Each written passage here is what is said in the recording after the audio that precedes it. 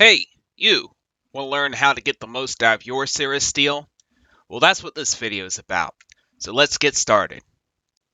Alright, well, let's go ahead and talk about some of the powers and other features that set this companion apart from many of the other companions in this game. And the first one is one that most people do not think about very often, especially if you are a PvE only player, and that is the fact that she is faster than most companions. So she is faster than Bonnie Ann, she is faster than Ratbeard, she is faster than Temujin, and when you don't consider Goro's gap closer, she is also faster than Goronado. So, how would this be useful?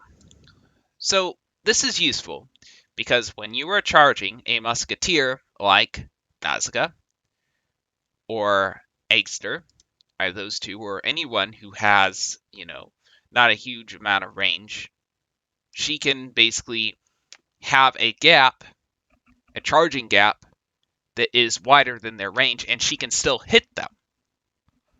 So that is an advantage right there that not very many companions have. Now she's lacking a gap closer like Goro has with his vicious charge, but still. That also could be useful in rare situations when, say, if Sarah Steel is fighting against a ratbeard, and for whatever reason, Sarah Steel needs to disengage. She can outrun Ratbeard.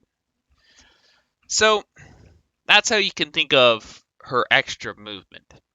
Okay, most companions have 4.5 movement, but she has 5, which is an extra half movement.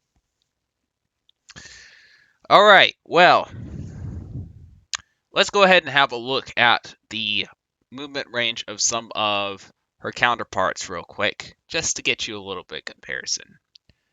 So we have El Toro. Let's see if I can find him real quick. El Toro, he has a range of 5.5, meaning that he has 1/2 more of the range than Sarah Steel. You have Contessa, who has 6 movement, and you have Flanders with 6.5 movement, and you have Nausicaa with 7 movement. So she is quite slow compared to those people that I just mentioned, those companions. But compared to the standard companions like Exeter, Emmet, Temujin, she's faster by 1/2 of a movement. So, fun fact, and it is incredibly useful knowledge when you're doing PvP matches, whether you're facing her or whether you are against her. Alright, so the next feature she has is this critical buff, Shadow Dance. So she criticals quite a bit more. Quite a crit spammer. Now, not as good as Fan Flanders, but then again, not many companions are as good as Fan Flanders. She also has this Walk in Darkness, which allows her to stay hidden for 5 turns, which can be comboed with these for a good 1300 damage. Swashbuckler's Stab can be great for combinations, like, for example, say if I don't want to be crit spammed by a Buccaneer, I don't want my Sarah Steel or anyone to be, I can use this reduction on a Buccaneer. Or I can attack a unit, like say if I want to attack a Contessa and I wanted her to get crit spammed a lot more, I could attack first with Sarah Steel onto Contessa, and then I could send my Temujin onto the Contessa right after that so that she'll get crit spammed. So, plenty of use in this ability right here. And it reduces armor, but, armor doesn't matter much in this game. It's just like a little bit of a bonus. And of course, it does last for 3 turns. And of course, it's super right here, which is another guaranteed attack. Alright, now she does get Pirate, and I've confirmed this. I've tested this out myself. I've done, a number of runs with Pirate and without Pirate in the Spar Chamber just to test to see if Pirate is actually effective in PvP. It says on ship, and that's actually how it works. It works on ship. But there was a popular myth out there, guys, where people were saying that Pirate worked in PvP, and we completely blew that myth out of the water. Final Bastion did their own test as well, so it's not just me. And if you want, you can test this out for yourself. But that just goes to show you shouldn't just blindly listen to what other people are telling you. Actually see if what they're telling you makes sense. Alright, well, let's go ahead and have a look at this one right here, Repel borders. Oh my goodness. When people complain about this companion, they talk about Repel borders, and to be fair, when you're against summon spammers and people like that, you know, Repel borders triggering and taking her out of hide and stuff can be a real pain.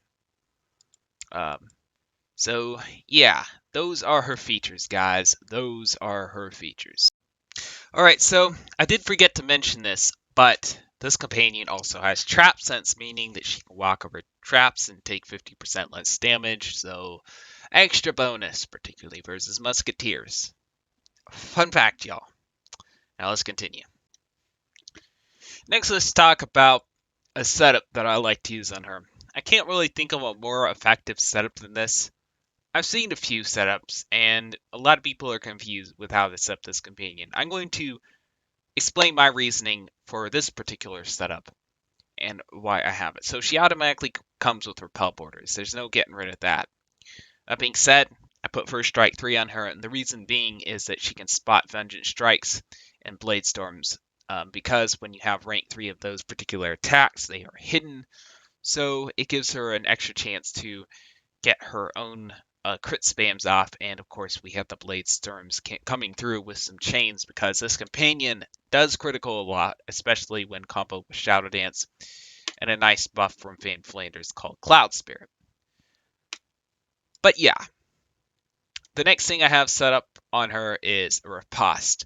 Now, she can't get Blade Storm 3, but even if she could, I would not give it to her because most units in PvP have a lot of agility, and I would rather base it off of her pretty darn good accuracy than her agility. Because look at this musketeer, man. Look at companions like this, like Nausica, man. See, more agility. I would rather hit off the accuracy in this particular case. But yeah, that's the setup. It's really as simple as that. And I won't be discussing any more setups in this video because the others are just, they don't make much sense. Like, you can't, if you're wondering, you can't get Repel Borders 3. So, if you could get Repel Borders 3, I would consider putting more ripostes. But you can't do that, so yeah, that's the setup, guys. Alright, so we're going to delve right into the talents, my guys, and yeah, it's rough, accurate, dodgy, and tough. All ranked 4 in the last little talent you put into Agile, and that's it. Hey, like what you see and want to help to support it? Well, so we can continue making these awesome videos and awesome streams, do consider joining the Quack Club for some exclusive perks like priority pet morph, priority PvP teaming, voting privilege, special emotes, badges, and other cool stuff. Be sure to head over to TheFearsomeRubberDucky and hit the join button and view exactly what all those perks are. As always, guys, thank you so much for the view. Quack-a-doodle-doo, and peace out.